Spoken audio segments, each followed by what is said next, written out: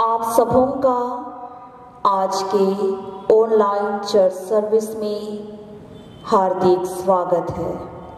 हम लोग आज के अगुवाई के निमित्त वचन को सुनेंगे और वो हमें मिलता है भजन संहिता भजन नंबर 13 पद संख्या 1 और 2। भजन संहिता भजन नंबर 13 पद संख्या 1 और 2। हे परमेश्वर, कब तक? क्या तो सदैव मुझे भूला रहेगा? तो कब तक अपना मुखड़ा मुझसे छुपाए रहेगा? मैं कब तक अपने मन ही मन में युक्तियां करता रहूं और दिन भर अपने हृदय में दुखित रहा करूं? कब तक मेरा शत्रु मुझ पर प्रबल रहेगा? आमीन। हम लोग इस समय साक्षीवाणी से गीत गाएंगे। गीत संख्या 8। साक्षीवाणी गीत संख्या 8। ईश्वर के गुण सब है आगा, समझ से बाहर और पुनीत, पर उनमें उत्तम और अथाह सनातन से है उसकी प्रीत। साक्षीवाणी की संख्या 8।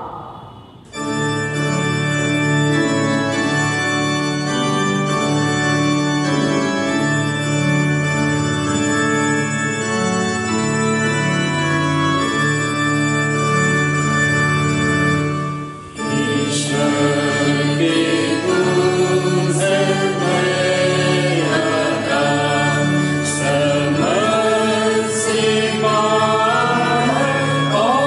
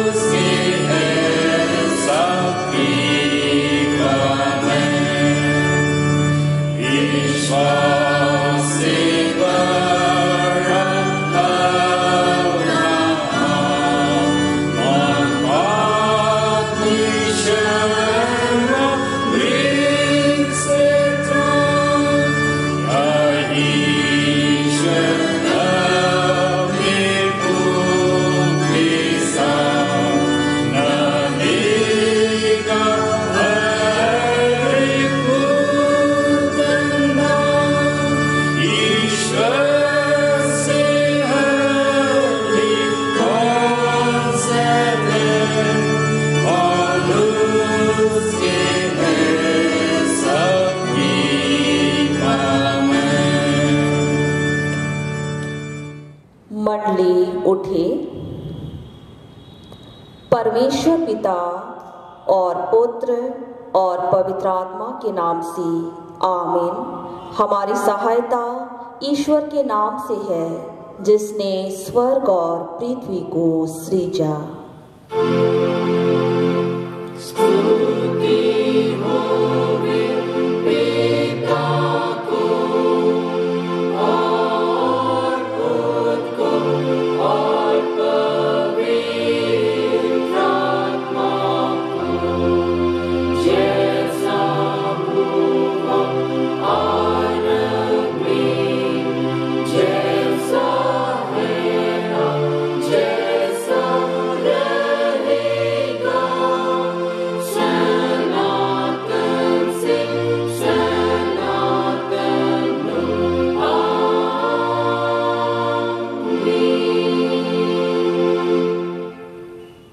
अब हम ईश्वर के सामने अपने पापों को दीनताई से मान लेंगे।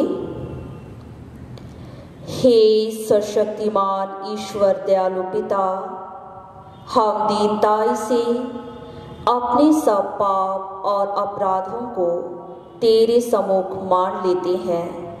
तो अपने प्रिय पुत्र हमारे प्रभु यीशु ख्रिस्ट के कारण हम पर दया दृष्टि कर और हमारे सब पापों को क्षमा कर। आमीन।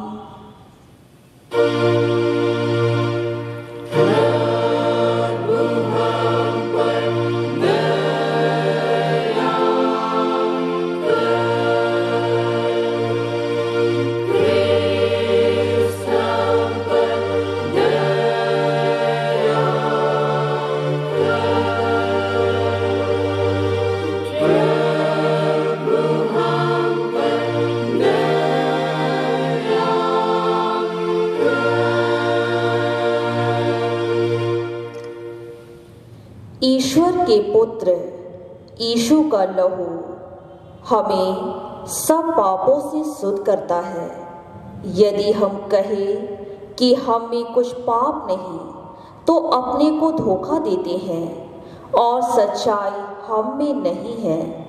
यदि हम अपने पापों को मान लें, तो वह हमारे पापों को क्षमा करने को और हमें सब अधर्म से शुद्ध करने को विश्वास योग्य और धर्मी है। आमीन।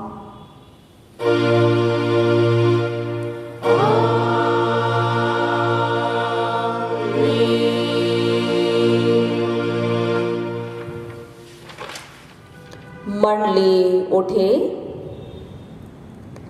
सबसे ऊंचे स्थान में ईश्वर का गुणानुवाद हो।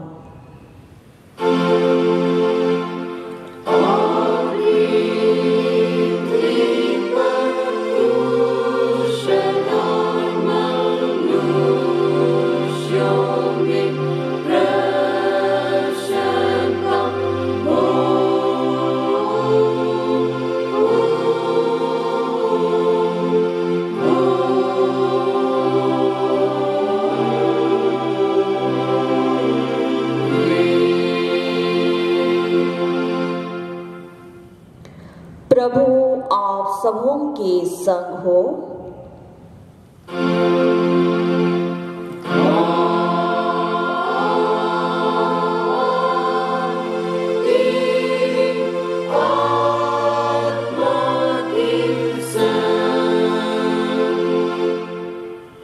आइए हम प्रार्थना करें।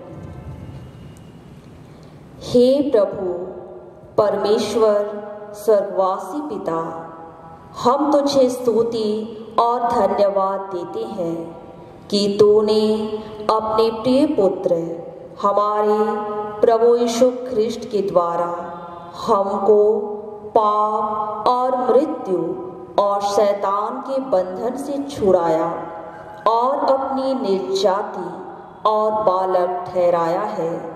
हम तेरी विनती करते हैं कि तू पवित्र आत्मा से हमारी सहायता कर कि हम ऐसी तेरी कृपा को नित्य पहचान कर धन्यवाद के साथ ग्रहण करें और तेरी प्रसन्नता के योग्य चाल चले। हमारे मनों को पवित्र कर कि पाप हम में प्रभुता करने ना पाए, वरन कि हम भले कार्यों के द्वारा इस संसार में ज्योति के समान हो, जिससे और लोग देखकर तेरी स्तुति करें। जीवन भर तो हमको अपने मार्ग पर चला कि हम इसके बाद स्वर्ग राज में पहुंचकर अनंत जीवन प्राप्त करें, हमारे प्रभु यीशु ख्रिस्ट के द्वारा। आमीन।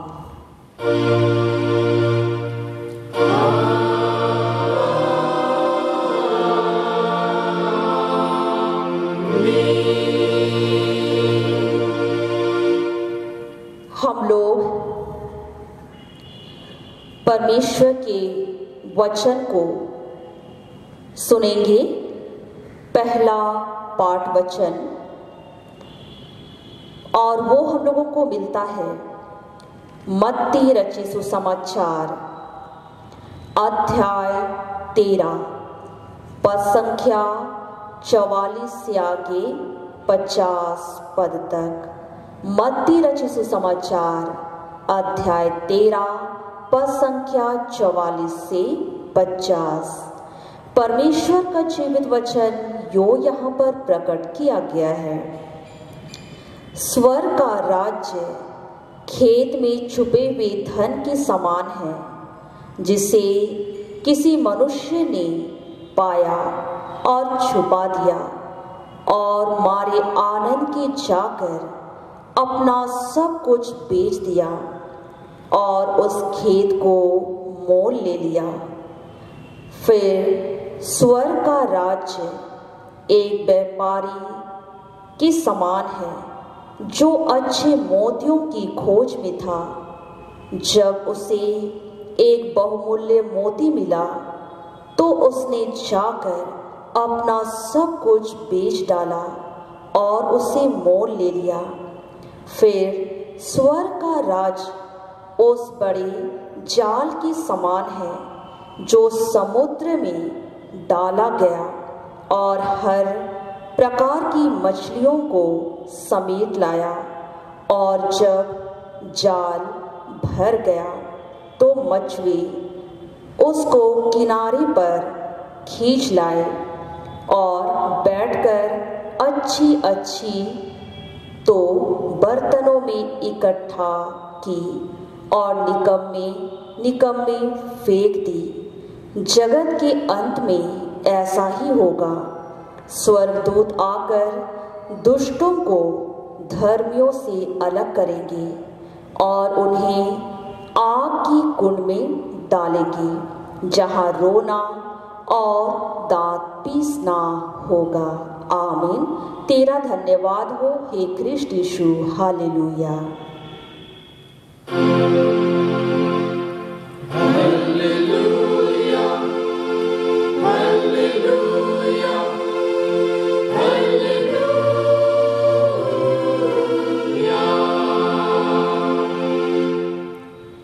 अब हम समस्त क्रिस्टियानिक कलीसिया के संग अपना महापवित्र विश्वास मान लेकर यूं कहे, मैं विश्वास करती हूँ परमेश्वर पिता पर, जो स्वर्ग और पृथ्वी का सर्वशक्तिमान सृजनहार है, और उसके इकलौते पुत्र अपने प्रभु यीशु ख्रिस्ट पर, जो पवित्र आत्मा से गर्भ में आया, कुंवारी मरियम से उत्पन्न हुआ, पांतुस पिलातुस की आज्ञा से दुख उठाया, क्रूस पर चढ़ाया गया, मर गया और गाड़ा गया, पाताल में उतरा, तीसरे दिन मृतकों में से जी उठा, स्वर्ग पर चढ़ गया और परमेश्वर सर्वशक्तिमान पिता की दाहिने हाथ बैठा है, जहाँ से वह जीते और मृतकों का विचार करने को फिर आएगा।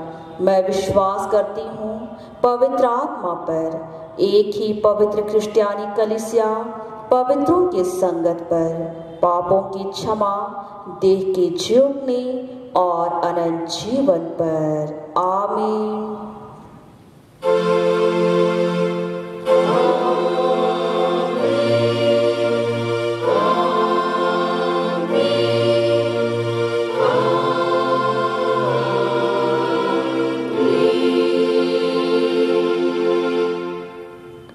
मंडली बैठ जाए।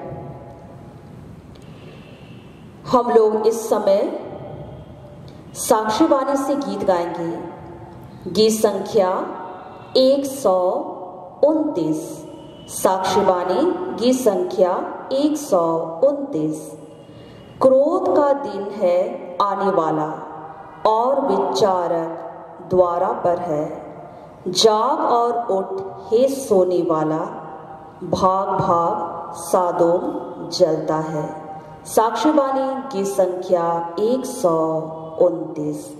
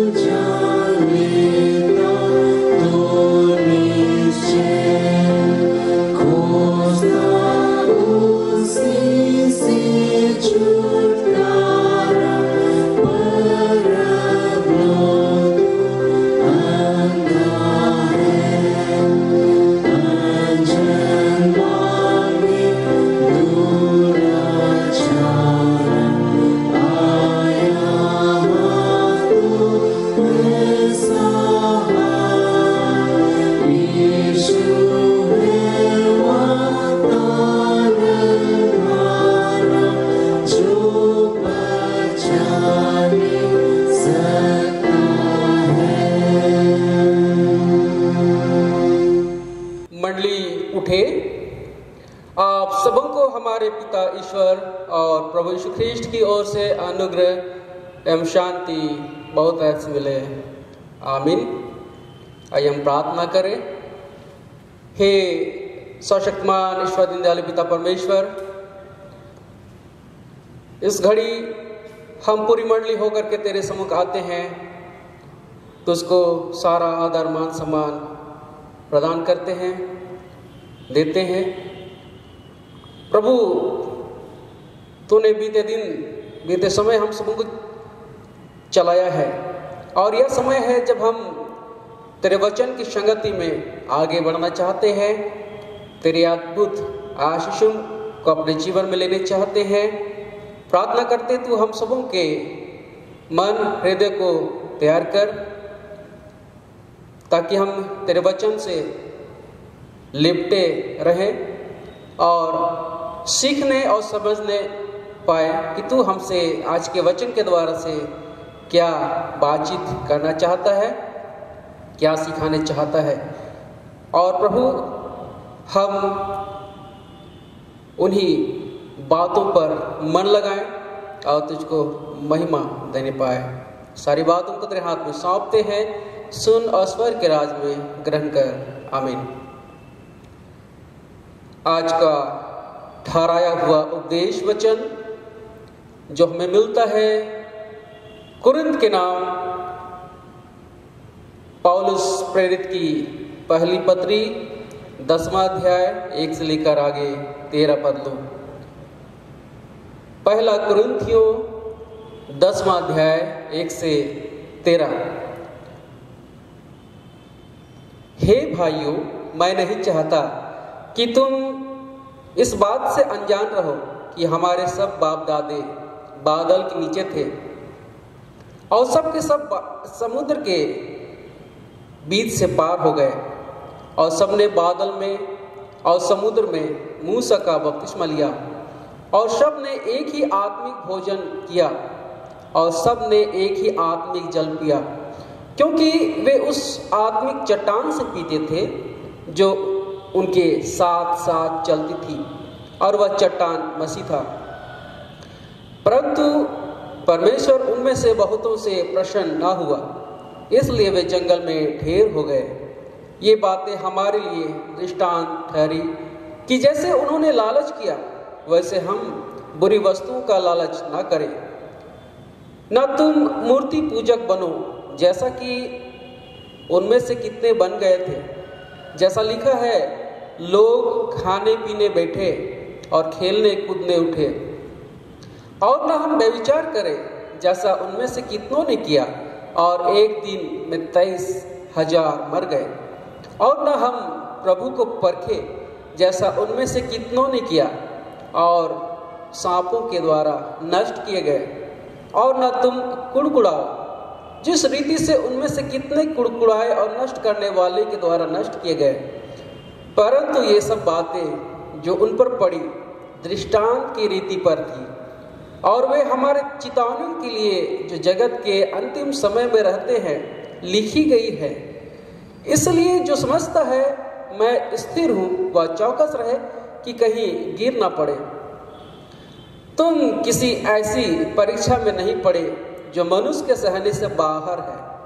परमेश्वर सच्चा है और वह तुम्हें सामर्थ्य से बाहर परीक्षा में ना पड़ने देगा, वह परीक्षा के साथ निकास भी करेगा कि तुम सह सको। यहाँ तक आमीन। मंडली बैठ जाए।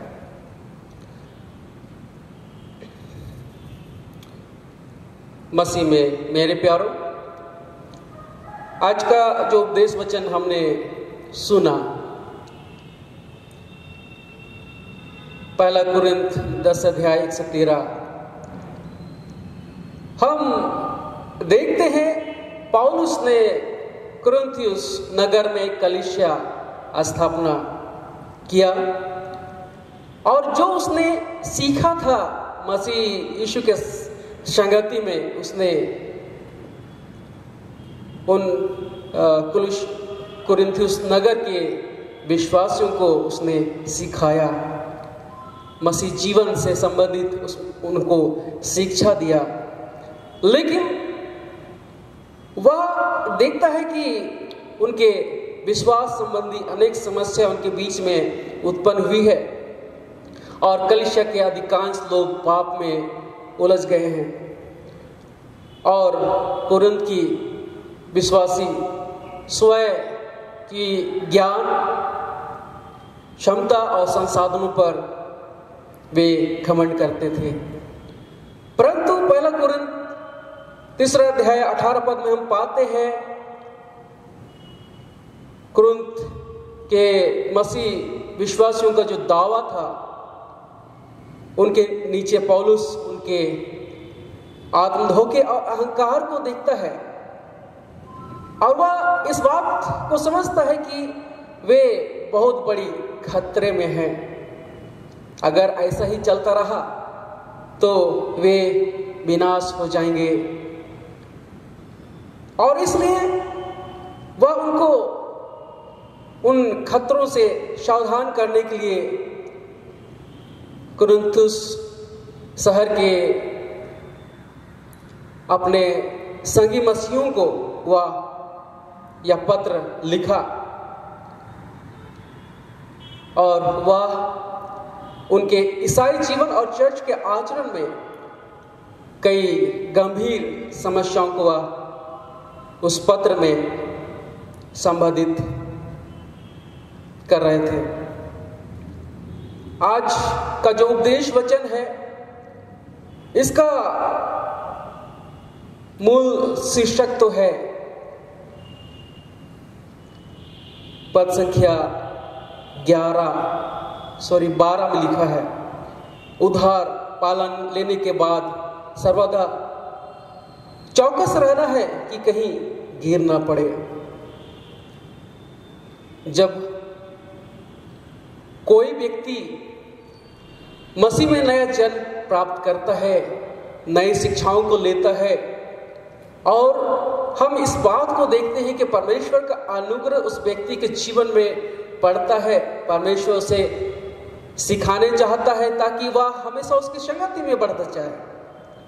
लेकिन कई बार ऐसा होता है कि उसके जीवन में भटकाव आता है और वह इस बात को जानता है कि परमेश्वर सच्चा है और हमेशा वह शांति देता है, आनंद देता है, लेकिन इसके बावजूद विश्वास में मजबूती ना रख पाने के कारण विश्वासी परमेश्वर से दूर हो जाता है, उसका जीवन भटक जाता है।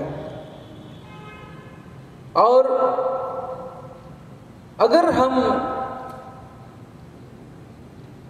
मसीह विश्वासी होकर के परमेश्वर से दूर हो जाते हैं, उसके इच्छा का पालन नहीं करते, उसके आज्ञा का पालन नहीं करते हैं, तो निश्चय परमेश्वर दुखी होता है, क्रोधित होता है।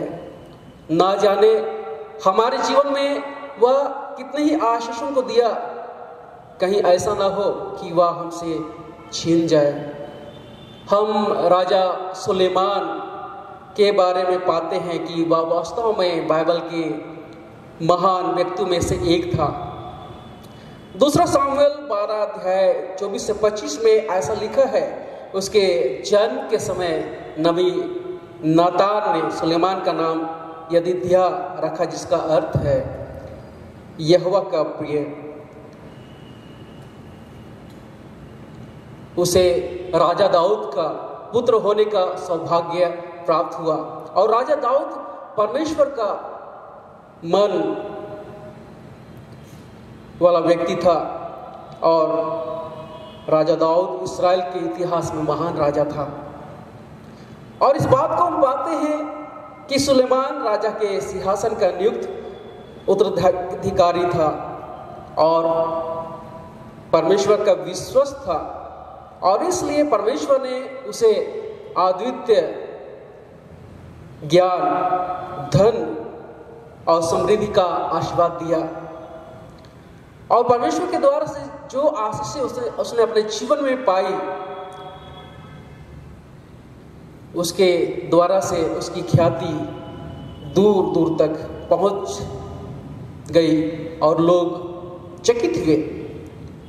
और हम उसके जीवन में पाते हैं कि वह परमेश्वर की संगति में चलने का प्रयास किया और परमेश्वर ने उसे बड़ी बड़ी उपलब्धि दिया। इसके बावजूद हम उसके जीवन में पाते हैं कि उसने परमेश्वर के प्रति अनाज्ञाकारिता का पाप किया। पहला राजा 11 अध्याय 6 से 8 में हम ऐसा पाते हैं। परमेश्वर ने जिस कार्य के लिए इस्राएलियों को मना किया था वही काम राजा सुलेमान ने किया, अर्थात वह अन्य जातीय महिलाओं से विवाह किया। और परमेश्वर ने साफ साफ कह दिया था, अगर तुम लोग उनके बीच में जाओगे तो वे तुमको भटका देंगे। और मसीह में मेरे प्रियो ऐसा ही हुआ। सुलेमान राजा उन अन्य जातियों की महिलाओं को अपनी पत्नियां बना लिया और वे स्त्रियां सुलेमान राजा को परमेश्वर से दूर ले गई और वे मूर्तों को दंडवत करने लगी। और हम बाइबल में ऐसा पाते हैं कि परमेश्वर दुखित हुआ, वह क्रोधित हुआ और उसने कहा कि अब सुलेमान राजा का राज्य बना ना रहेगा, वरन उसके कर्मचारियों को उसका राज्य दे दिया जाएगा। मसीह में मेरे प्यारों, यदि हम जानबूझ करके परमेश्वर का इनकार करते हैं और अनाज्ञाकारिता का पाप करते हैं तो हमारे जीवन में बड़ी बड़ी उपलब्धि क्यों ना हो, वे हमें गिरने से नहीं बचा सकते हैं। हम ऐसे समय में जी रहे हैं जो उस समय के समान है जिसमें कुरिन्थ की मसीही रहते थे।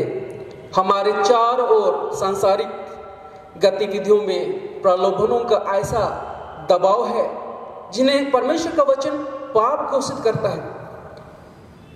यदि हम परमेश्वर की संगति और उसकी आज्ञा का पालन नहीं करते हैं तो प्रेरित पौलुस कुरिन्थियों के लिए अपने शब्दों में हमसे आग्रह करता है कि सावधान रहें।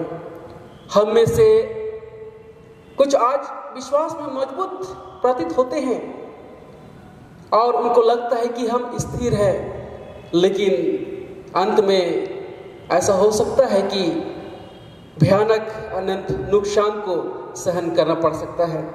जब हम न्याय के दिन परमेश्वर के समक्ष अपना लेखा देने के लिए खड़े होंगे। हम आज के वचन के संदर्भ में पौलुस की ओर से महत्वपूर्ण चेतावनियों की ओर हम गौर करेंगे। पहला है, परमेश्वर से आशीषित होने के बावजूद लोग पाप में गिर गए।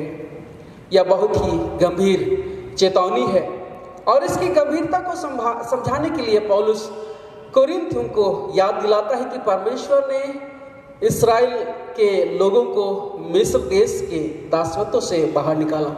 बाइबल निर्गमन 13 अध्याय 21 से 22 में बतलाती है, यहोवा दिन को मार्ग दिखाने के लिए मेघ के खंभों में और रात को उजियाला देने के लिए आग के खंभों में होकर उनके आगे आगे चला करता था। उसने ना तो बादल के खंभे को दिन और न आग के खंभे को रात में लोगों के आगे से हटाया।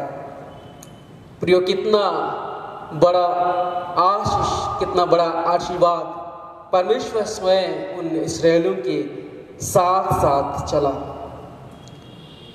यह कितना अद्भुत बात है। आगे हम देखते हैं, पौलुस कहता है कि जब मिस्री सेना इस्राएलियों का पीछा कर रही थी, उनको दोबारा पकड़ कर के बंधुआई में ले जाना चाहती थी, हम इस बात को देखते हैं कि आगे लाल समुद्र था और इस्राएलियों की चिंता बढ़ चली थी कि हम पुनः पकड़ लिए जाएंगे, पुनः हम उसी स्थान में पहुंचाए जाएंगे जहां हमें कष्ट सहना होगा, रोना होगा। और इस बात को हम देखते हैं कि परमेश्वर ने वहां एक आश्चर्य कर्म करता है, वह अपने शक्ति का प्रदर्शन करता है और लाल समुद्र को दो भाग कर देता है ताकि इस्राएली जमीन भाग होकर के वे आगे बढ़ जाएं।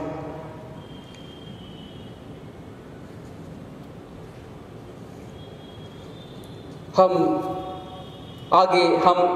बाइबल में इस बात को पाते हैं। पौलुस कहता है कि सबने बादल में और समुद्र में मूसा का बपतिस्मा लिया, अर्थात बादल के उस खंबे की अगुवाई में लाल सागर के पार जाने में हमेशा के लिए परमेश्वर के चुने हुए लोगों के रूप में मूसा के हाथ में परमेश्वर के महान कानून निर्माता के रूप में पहचाने गए। निर्गमन 19 अध्याय 4 से 9 में सीनै पर्वत पर परमेश्वर ने उनके साथ एक वाचा बांधी और कहा, तुमने देखा है कि मैंने मिस्रियों से क्या क्या किया। तुमको मानो उकाब पक्षी के पंखों पर चढ़ाकर अपने पास ले आया हूं। इसलिए अब यदि तुम निश्चय मेरी मानोगे और मेरी वाचा का पालन करोगे तो सब लोगों में से तुम ही मेरा निज धन ठहरोगे। समस्त पृथ्वी तो मेरी है और तुम मेरे दृष्टि में याजकों का राज और पवित्र जाति ठहरोगे। यहाँ पौलुस कुरिन्थियों को याद दिलाता है कि इस्राएली लोगों को मार्ग में हर दिन की जरूरतों के लिए पर्याप्त स्वर्गीय मन्ना परमेश्वर दिया करता था। एवं निर्गमन 17 अध्याय में हम पाते हैं कि परमेश्वर के निर्देश से मूसा ने चट्टान पर मारा और लोगों के लिए पानी उपलब्ध कराया और सबों ने आत्मिक चट्टान से पिया। हम देखने पाते हैं कि उस लंबी यात्रा में परमेश्वर का अनुग्रह समस्त इस्राएली लोगों के साथ था और वे नई ताजगी और मजबूती के साथ यात्रा कर रहे थे। पौलुस बताता है, जरूर है कि समस्त इस्राएलियों के साथ में परमेश्वर था, लेकिन लोगों ने उसकी अहमियत को नहीं जाना और इसलिए पौलुस आप बतलाता है कि परमेश्वर उन बहुतों से प्रसन्न नहीं हुआ क्योंकि उनकी आज्ञा न मानने के कारण और विश्वासघात के कारण वे जंगल में मर गए। मसीह में मेरे प्यारों, अनुग्रह के इस वर्तमान युग में और नई वाचा की आशीषों के अधीन उन इस्राएलियों की तुलना में ईश्वरीय आशीषों को हम कहीं अधिक प्राप्त कर सकते हैं। लेकिन यदि हम मूर्खता से परमेश्वर की उपस्थिति को छोड़ संसारिकता की ओर बढ़ते हैं तो हम स्वयं को पाप के दलदल में गिरने से नहीं बचा सकते हैं। पौलुस इन सारी घटनाओं को दृष्टांत करके बताता है क्योंकि परमेश्वर चाहता है कि हम अतीत की दुखद घटनाओं से सीखें और वर्तमान में सावधानी के साथ में आगे बढ़ें। दूसरा चेतावनी है, जैसा उन्होंने किया वैसा हमें नहीं करना है। पौलुस चिताता है कि हम बुरी बातों की लालसा में पड़ सकते हैं। परमेश्वर इस्राएलियों को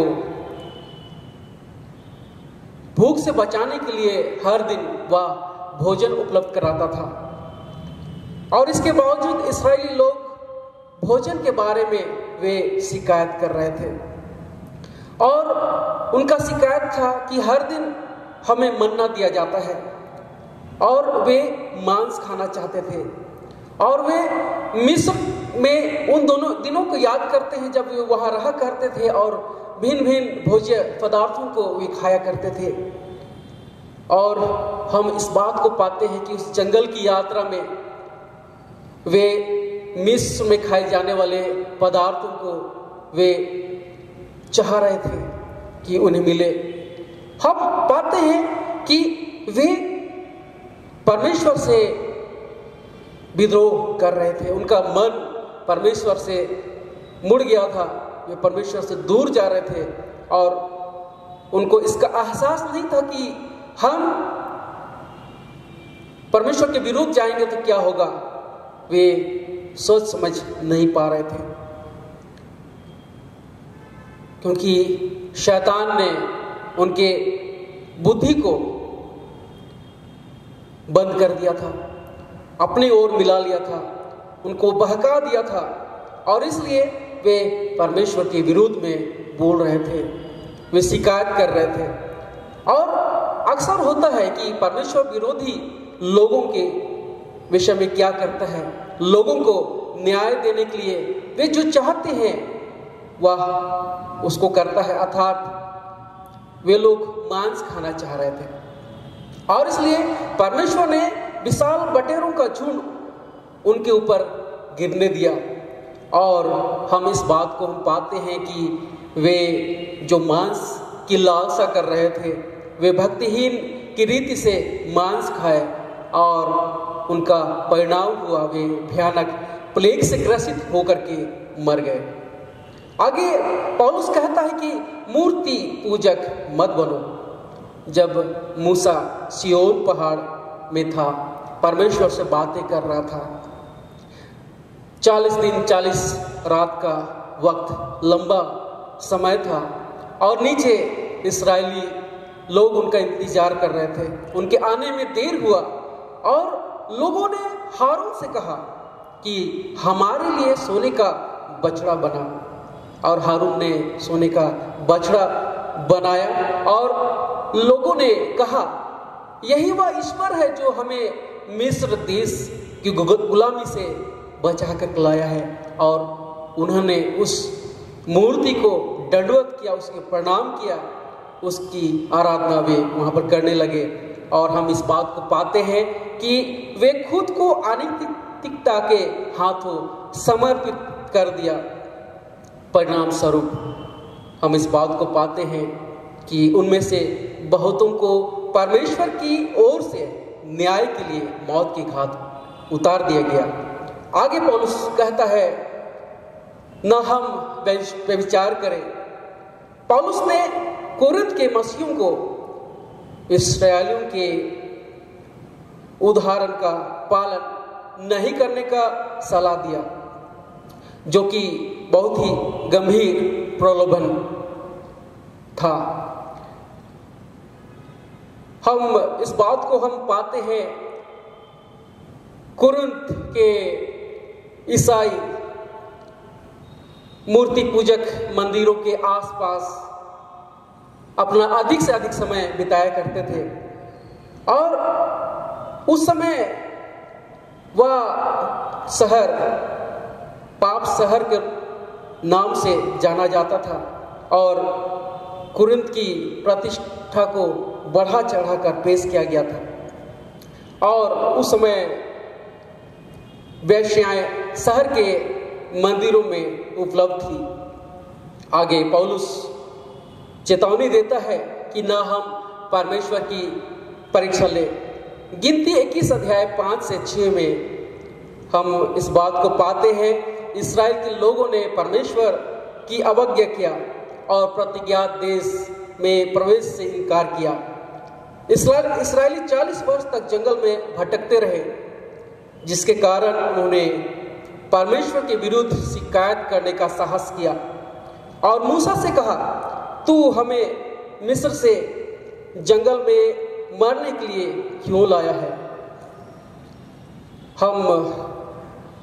हम पाते हैं परिणाम स्वरूप परमेश्वर द्वारा भेजे गए सांपों के काटने से बहुत से इस्राएलियों की मृत्यु हो गई और बहुत सारे लोग डर के मारे अपने पाप का स्वीकार मूसा के सामने किया और तब परमेश्वर के निर्देश से बनाए गए खंभे पर बंधे पीतल के सर्प को देखने मात्र से ही वे सांपों के विष से बच गए। आगे पौलुस चिताता है कि हमें कुड़कुड़ाना नहीं चाहिए, और यह कुड़कुड़ाहट न केवल परमेश्वर के प्रति हमारे हृदयों को कठोर करता है और अविश्वास में उसके विरुद्ध बोलता है, बल्कि यह दूसरों को निराशा और विनाश से भी नीचे ले जाता है। पौलुस पद 11 में स्मरण दिलाता है कि ये सब बातें उन पर दृष्टांत होकर घटी और वे हमारी चेतावनी के लिए लिखी गई, क्योंकि हम इतिहास में उस समय के बाद जीते हैं जब परमेश्वर का पुत्र आया और हमें क्रूस पर छुड़ाया। दूसरा कुरिन्थ 5:17 के अनुसार मसीह में हम नई सृष्टि बन गए हैं और हम परमेश्वर की आशीषों के अधीन रहते हैं, और इसलिए परमेश्वर चाहता है कि हमें सावधान रहना चाहिए। आगे पौलुस तीसरा चेतावनी देता है कि सावधान रहे कि आप गिरे नहीं। पद 12 में पौलुस बताता है, इसलिए जो समझता है कि मैं स्थिर हूं वह चौकस रहे कि कहीं गिर ना पड़े। नीतिवचन अध्याय 16 पद संख्या 18 कहता है, विनाश से पहले गर्व और ठोकर खाने से पहले घमंड आता है। सचमुच में मेरे प्यारों, जब हम मसीह की उपस्थिति का स्वाद हम चख लेते हैं और उसमें बढ़ते जाते हैं और इतना अधिक बढ़ जाते हैं कि हमें लगता है कि अब तो हम परमेश्वर के साथ साथ हम चलते हैं, यीशु मसीह के कंधे से कंधे मिला करके हम काम कर रहे हैं, तो भटकाव का जीवन हमारे बीच में नहीं आएगा। लेकिन यह भ्रम है, झूठ है, क्योंकि परमेश्वर का जो शत्रु है वह नहीं चाहता है कि कोई मसीह की संगति करे, उसके साथ आगे बढ़े, और इसलिए वह इस खोज में रहता है कि किसको फाड़ खाए। हमें पता भी नहीं चलता है कि कब वह काम करके चला जाता है। और जब विश्वासी का मन परमेश्वर से दूर हो जाता है, बहुत देर हो जाता है, तब वह समझता है कि यह क्या हो गया, कैसे हो गया। इतना आगे बढ़ जाने के बाद कैसे हम परमेश्वर से, उसके प्रेम से, उसके संगति से अलग हो गए। और इसलिए पौलुस चिताता है कि हमें हर पल हमें फूंक फूंक के कदम रखना है, क्योंकि मसीही जीवन साधारण जीवन नहीं है। यह जीवन युद्ध का जीवन है। हम परमेश्वर के साथ हम लड़ाई में हम शामिल हैं, और इस लड़ाई में हम बुरी शक्ति, सांसारिक शक्ति के विपरीत खड़े हैं। नकारात्मक शक्ति के आगे हम खड़े हैं उन्हें हराने के लिए, क्योंकि वे शक्तियां हर एक विश्वासी के जीवन में वह चोर की नाई आती है उन्हें भटकाने के लिए। और इसलिए पौलुस बार बार चिताता है कि आप सावधान रहें ताकि गिर ना जाएं। इस्राएली लोग परमेश्वर की अगुवाई में होकर के चले, बड़ी बड़ी आशीषें उनके जीवन में आई। इसके बावजूद हम इस बात को पाते हैं कि जंगल में परमेश्वर के न्याय का सामना उनको करना पड़ा, और विश्वास की कमी और विश्वासघाती व्यवहार के कारण वे गिर गए, उनका जीवन नष्ट हो गया और वे मर गए। और इसलिए मसीह में मेरे प्यारों, हमें चौकस रहना है कि इस्राएलियों के भांति हम ना गिरे। आगे पौलुस प्रोत्साहन के शब्द कहता है, परमेश्वर विश्वास योग्य और सच्चा है और वह तुम्हें सामर्थ से बाहर परीक्षा में ना पड़ने देगा। हम अय्यूब के जीवन को देखें, परमेश्वर का वह भक्त जन था और शैतान इस बात को उघाड़ता है कि वह बिना किसी लाभ के वह परमेश्वर का भय नहीं मानता है और परमेश्वर से अनुमति प्राप्त कर शैतान अय्यूब का खुशहाल जीवन को नरक या जीवन बना देता था, दुख में बदल देता है। और वह शैतान चाहता था कि अय्यूब टूट जाए और वह परमेश्वर का विरोध में चला जाए और उसका जीवन नष्ट हो जाए। लेकिन हम इस बात को पाते हैं कि अय्यूब परमेश्वर का भय इतना तक मानता था कि जरूर है कि दुखों का पहाड़ उसके जीवन में टूटा, लेकिन वह परमेश्वर के विरोध में जाने का प्रयास नहीं किया। और हम इस बात को हम पाते हैं कि परमेश्वर ने जो उसे छीन गया था उसे दुगना लौटा दिया। आज का सुसमाचार वचन मत्ती 13 अध्याय 44 से 50 में हम पाते हैं कि यहाँ दृष्टांत की बातें कही गई है और दृष्टांत सिर्फ कोरी कहानी नहीं बल्कि बुलाहट है जो हमें प्रेरित करते हैं कि हम कदम उठाएं। स्वर्ग राज हमारे जीवन को और अधिक आनंददायक बनाने का माध्यम नहीं, परंतु यह एक नया जीवन है जो हमें भीतर से बदलकर एक नई अंतर्दृष्टि देता है कि हम सत्य को पहचान लें। खेत में छिपे धन और बहुमूल्य मोती का दृष्टांत हमें एक नई बुलाहट देता है कि हम अपने जीवन में अपने समर्पण और उन मूल्यों पर ध्यान दें जो महत्वपूर्ण है।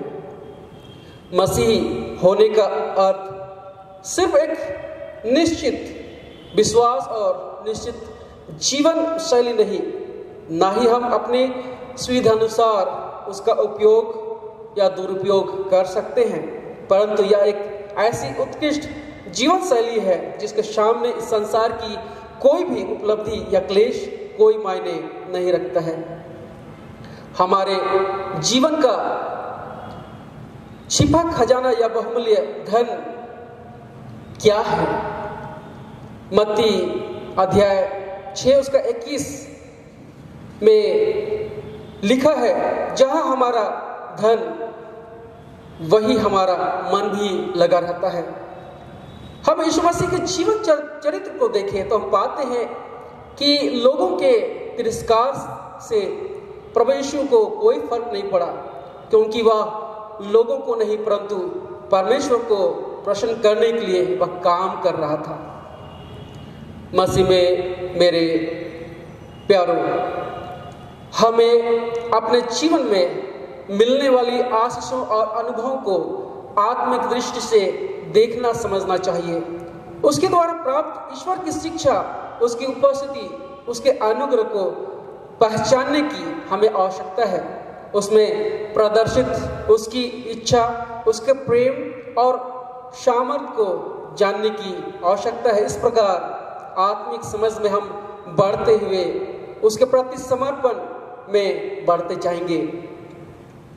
हमें मसीह में विश्वास में स्थिर रहने की आवश्यकता है और साथ ही साथ हमें आवश्यकता है कि हम उसे प्रसन्न करें। जैसा वह चाहता है वैसा हम कार्य करें, उसकी आज्ञा के अनुसार चले, बाइबल की शिक्षाओं से मुंह न मोड़े, लेकिन उसके अनुरूप चले। जैसा वह हमें सिखाता है वैसे ही हम कार्य करने पाए।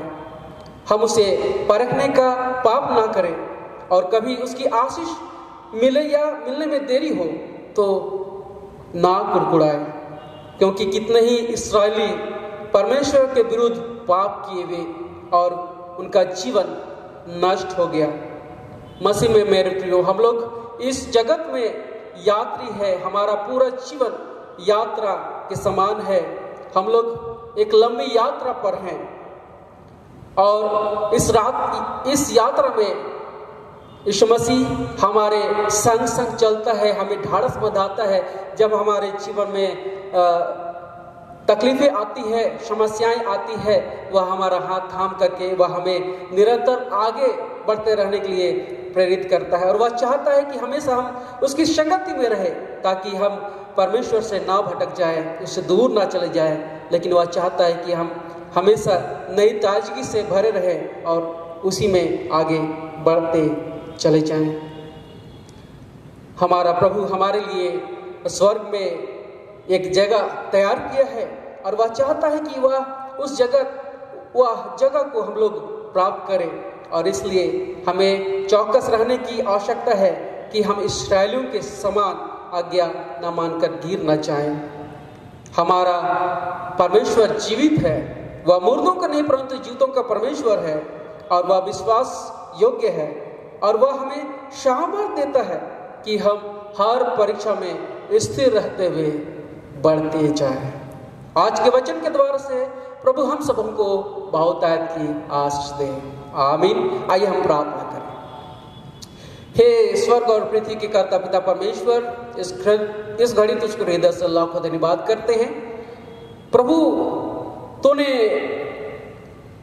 हम सबों को अपने पवित्र उपस्थिति में भरा, हमारे बीच में तू उपस्थित हुआ, और आज के संदेश भाग में हम सबों को अगुवाई दिया ताकि हम तेरे वचनों पर मन लगाएं, हम उसे सुने, और पौलुस जैसा कुरिन्थ के विश्वासों को चिताता है, और वह चेतावनी हमारे लिए भी है।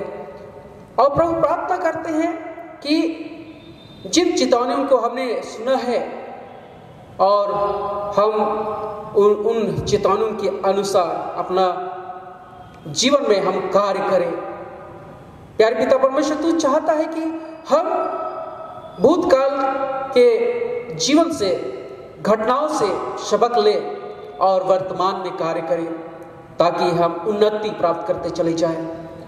हम संसार शैतान के भटकावे के जाल से बच जाएं और तेरी संगति में हम आगे बढ़ते चले जाएं। और जैसा जैसा तू अपने वचन बाइबल से हमें सिखाता है, हम तेरा अनुसरण करते हुए हम आनंद के साथ इस यात्रा में शामिल होकर के तेरी महिमा, स्तुति, धन्यवाद, प्रशंसा करते हुए आगे ही आगे बढ़ते चले जाएं। प्यारे पिता,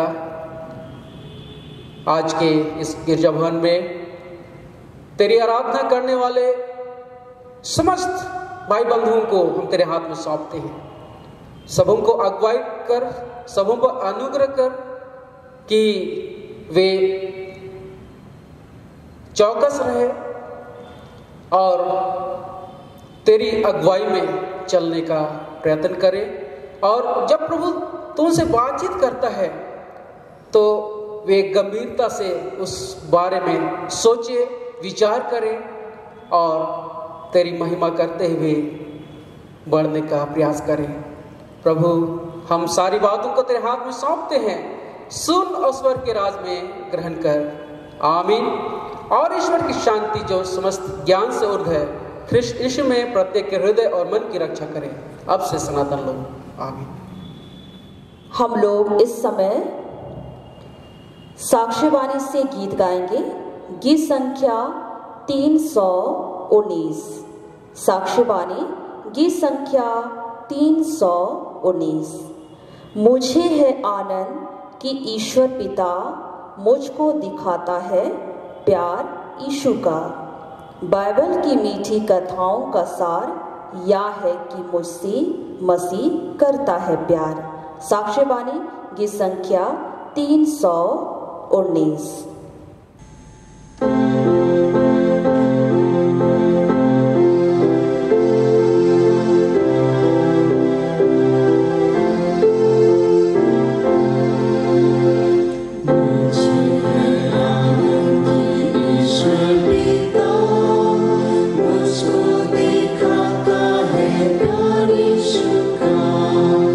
बाइबल की मीठी कथाओं का सार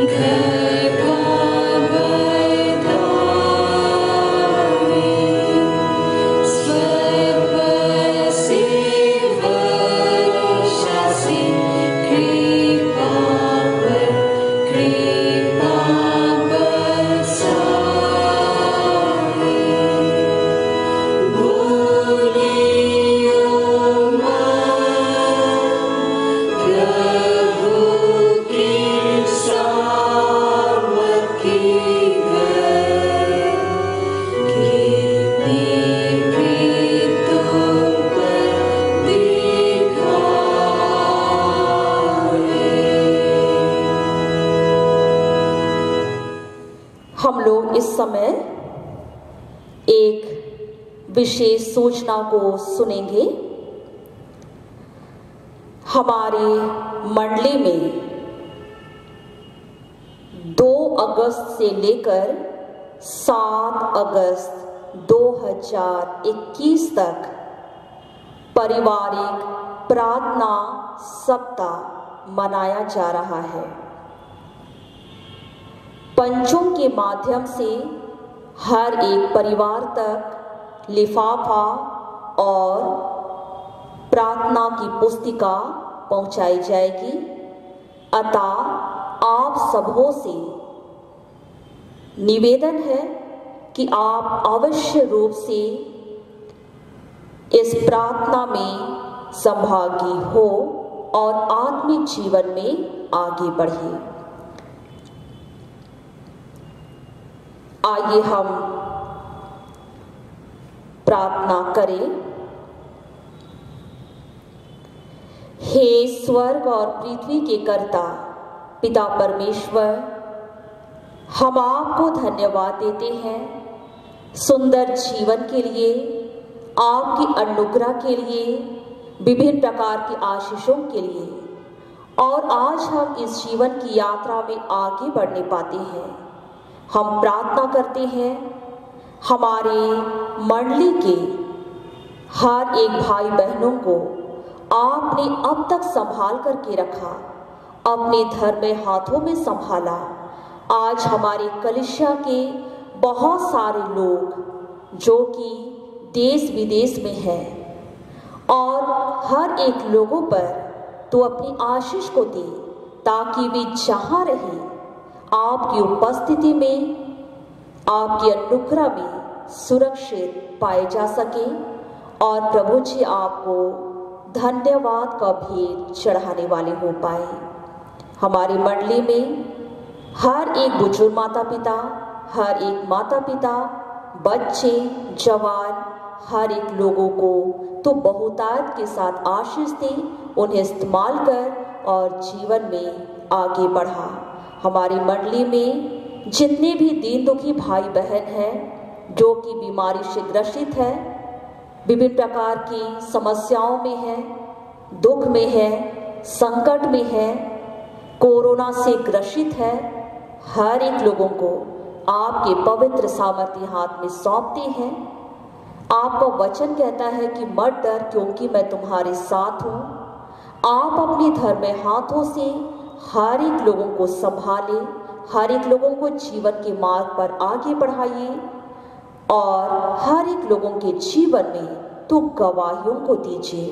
पिता परमेश्वर, हम इस समय प्रार्थना करते हैं, जबकि आशंका जताई जा रही है कि आने वाले दिनों में कोरोना का तीसरा लहर आ सकता है, लेकिन हमें उस लहर से भी, कोरोना की उस संकट से भी तू हमारी सहायता कर, ताकि हम बचाए जा सके, हमारी सुधि ले, हमारी अगुवाई कर और हम संपूर्ण मन, हृदय, प्राण से आपको धन्यवाद देने वाले हो पाए। पिता परमेश्वर, इस समय हम दानों को लेकर आपके पवित्र सामर्थ्य हाथों में सौंपते हैं। मुट्ठी दान, घड़ा सिरनी दान, प्रत्यक्ष अप्रत्यक्ष दान, डेवलपमेंट दान, पारिवारिक प्रार्थना सप्ताह का दान, हर एक दान पर तो आशीष दीजिए। और मंडली के भाई बहनों ने अपने प्रेम को भेंट के रूप में, दान के रूप में जो प्रकट किए हैं, उनके भंडार हमेशा भरे रह सके, कोई भी घटी कमी ना हो पाए। पिता परमेश्वर, हम प्रार्थना करते हैं तो हम सबों को जीवन में आगे बढ़ाइए, हमारी सहायता कीजिए, ताकि हम निरंतर प्रभु के मार्ग पर आगे बढ़ सके, पाप और बुराई से बच सके और आपकी जो भी योजना हमारे जीवन में है वो पूरा हो पाए। पुनः हमारी सारी दुर्बलता को दूर कर, यह प्रार्थना आपके इकलौते पुत्र हमारे प्रभु यीशु मसीह के नाम से मांगते हैं। सुन और स्वर्ग के राज में ग्रहण कर ले। आमीन। आइए हम प्रार्थना करें। हे प्रभु परमेश्वर स्वर्गवासी पिता, हम तेरी विनती करते हैं, अपनी क्रिश्चियानी कलीसिया और उसके सारे सेवकों की अगुवाई कर कि वे तेरी वचन के निर्मल उपदेश में ठहरे, जिससे सच विश्वास और प्रेम हम में बढ़े और बढ़ाया जाए। हे प्रभु, भारत रिपब्लिक के हमारे प्रेसिडेंट, इस प्रांत के गवर्नर, राज के सभाओं, ओ मंत्रिमंडलों, सब न्यायों, ओ हकीमों और सब राज कर्मचारियों को आशीष दे और उनकी अगुवाई कर कि वे न्याय और धर्म से देश की सेवा करें और हम कुशल चैन से सारी भक्ति और गंभीरता से काल बिताए। हमारी कलीसिया सभाओं, सेंट्रल काउंसिल, डायोसिस काउंसिल, CRC और कलीसिया के अन्य मंडलीय सभाओं को आशीष दे कि वे इस मंडली को तेरी पवित्र इच्छा के अनुसार चलाए। जगत की लूथरन कलीसिया और देश विदेश के हमारे सभी ख्रिस्ट विश्वासी मित्रों को आशीष दे कि हम ख्रिस्ट प्रेम और सहयोग में आगे बढ़े और जगत में तेरी साक्षी के लिए अधिक सामर्थ पाए। हमारी कलीसिया के सब कामों पर आशीष दे, लड़के लड़कियों की शिक्षा पर आशीष दे कि वे तेरे भय, प्रेम और भरोसा में बढ़ते जाए। कलीसिया के विद्यालयों, शिक्षण प्रशिक्षण महाविद्यालयों और अन्य संस्थाओं को संभाल और उनकी बढ़ती दे और उनके द्वारा कलीसिया के लिए आत्मिक और लौकिक आशीष दे। खेती बाड़ी और हर एक काम उद्यम को सफल कर, जिससे हर कोई सुविवेक से तेरे आगे चले और अपनी जीविका पाए। अपनी कृपा से उन सबों पर दृष्टि कर जो कंगाल पर रोग और नाना प्रकार की शकेती और दुख में है, उनको शांति दे। हमारे कलीसिया के सब भाई बहनों की रक्षा कर जो दूसरे देशों में चले गए हैं, कि वे सब जोखिम और परीक्षाओं में विश्वासी ठहरे। हम उनके लिए भी तेरी विनती करते हैं जो मंडली से निकाले गए व उलट हुए हैं, उन पर दया कर कि वे सच्चे पश्चाताप से तेरी ओर फिरे। सब मनुष्यों का त्राणी ठहर और उन पर जो अंधियारे में बैठे हैं मुक्ति का उजाला प्रकाश कर। हमको आपस्तापी मृत्यु से बचा और अंत में अपने प्रिय पुत्र हमारे प्रभु यीशु ख्रिस्ट के द्वारा स्वर्ग राज में ग्रहण कर। हे हमारे पिता, तू जो स्वर्ग में है, तेरा नाम पवित्र किया जाए, तेरा राज आए, तेरी इच्छा जैसे स्वर्ग में वैसे इस पृथ्वी पर भी पूरी हो।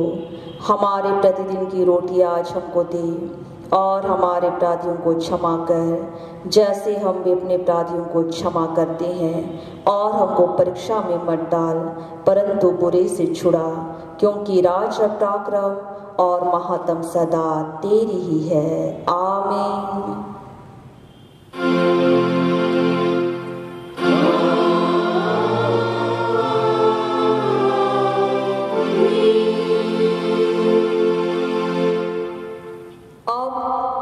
सर्वशक्तिमान त्रिएक परमेश्वर का आशीर्वाद विश्वासी और तीन मन से आप सभी को ग्रहण करें। परमेश्वर तुझे आशीष दे और तेरी रक्षा करे। परमेश्वर अपना मुख तुझ पर प्रकाश करे और तुझ पर अनुग्रह करे। परमेश्वर अपना मुख तुझ पर प्रकाश करे और तुझे कुशल देवे। आमीन।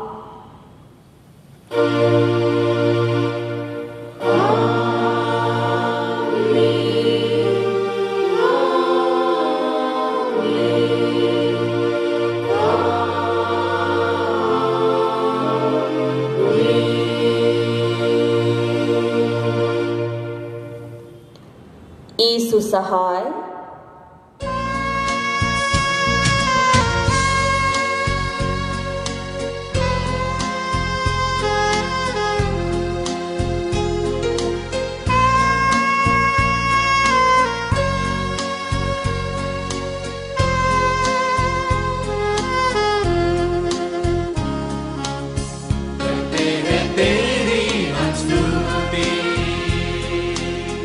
हृदय की गहराई